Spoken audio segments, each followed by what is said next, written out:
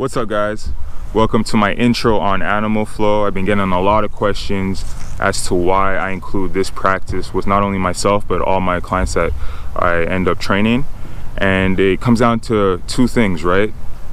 Biomechanics and mobility. Animal flow is something that helps with your biomechanics as well as helps with your mobility in positions that you normally wouldn't get into if you weren't practicing animal flow. If you look at traditional training, right, it's broken down into, isolating particular muscle groups as opposed to, working on particular movement patterns. And as such, things get lost in translation and we don't get the full benefit of what we're trying to get in the weight room. All right, so I'm gonna break it down into three parts. It's gonna be wrist mobilizations, muscle activations, and a couple of form specific stretches that you guys could now incorporate into your workout and reap the benefit of it. All right, so the first thing is wrist mobilization.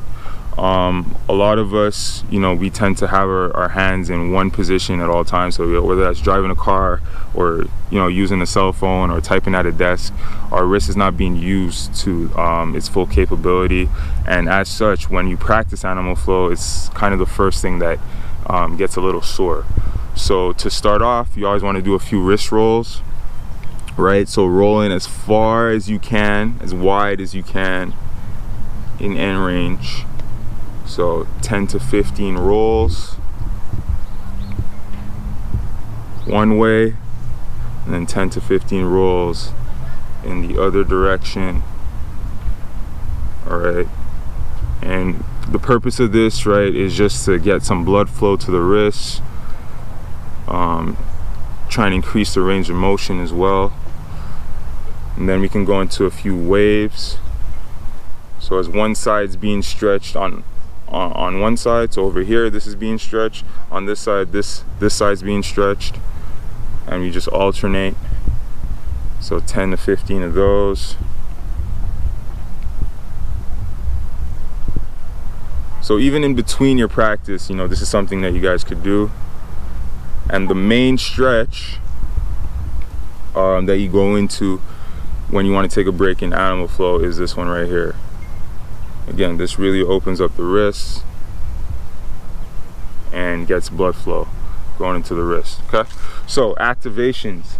I'll show you the first position, right? So the first position is known as beast, right? So in beast, what you want to have happen is your knees start by your belly button. So very similar to in a deep squat, where if you look at the contrast here, the knees are by the belly button, that same way. Out of here now, you want to have your arms hip width apart, shoulder width apart, and then we lift and have our knees relatively an inch off the ground. All right, so this is the activated position. What I'm looking for, we're looking to make sure that we have an adequate amount of activation going on in the back region, and an adequate amount of activation going on along the legs as well, and the core is tight. Okay, so that's known as beast. The next position is known as crab, and what you're doing is you're running it all the way down this way, all the way down this way, and you're trying to find the middle. And then once you find the middle, your head goes back to about a 45-degree angle, right? So you're looking towards the sky, not looking forward like this. Again, this is bad posture, this is good posture, and this is what animal flow is about. It's about encouraging that idea, right? Good posture. So those are the two main positions. And then out of that, when one side's working, the other side isn't, and you're able to now build strength in these various positions. So as you're holding yourself like this, your body is being flexed like so. Again, encouraging good posture. When I'm here, it's the same thing. It's being flexed this way. I'm pressing my hands down, I'm bringing my shoulders up, my chest is going towards the sky.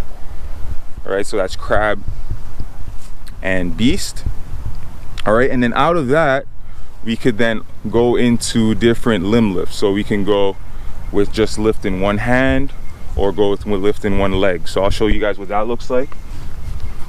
So if I start out in beast, all right, I could alternate hands. So I just bend the elbow slightly and I put all the weight on the limbs that are still touching the ground, right? And then I could also do that with the feet. When I go with my feet, all it is really is that I'm just kicking my foot out. That's all I'm doing. Just kicking the foot out. Okay? And then we can go opposite hand, opposite foot. Like so. All right? I'm going to show you guys what that looks like on the other side, on crab. So everything's upright, like so. And we could lift the foot, point the toe. Always trying to lift the foot and point the toe. And then we could lift the hand. Right, so just bend the elbow. Have the fingers touch the ground first, then the rest of the hand. All right, and then we can go opposite. Point the toe.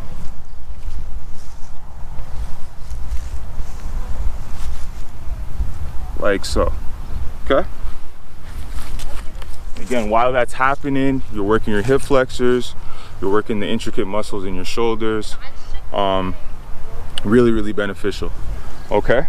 The other thing is form specific stretches. So out of beast and crab, there is a form specific stretch for each, and I'm gonna break that down for you guys right now. Okay? So for the first stretch, you want to get into what's known as a loaded beast, right? So a loaded beast is nothing more than the child's pose with your knees an inch off the ground, right? So you get into your child's pose and then boom, put those knees up an inch off the ground. What you want to have happen is you want to be pushing through your hand and pushing through your feet to create tension, right? And then out of there, you're gonna press your body upward, press that foot up, and lean forward into this position. All right, I'm gonna break it down a little bit, show you guys what's working.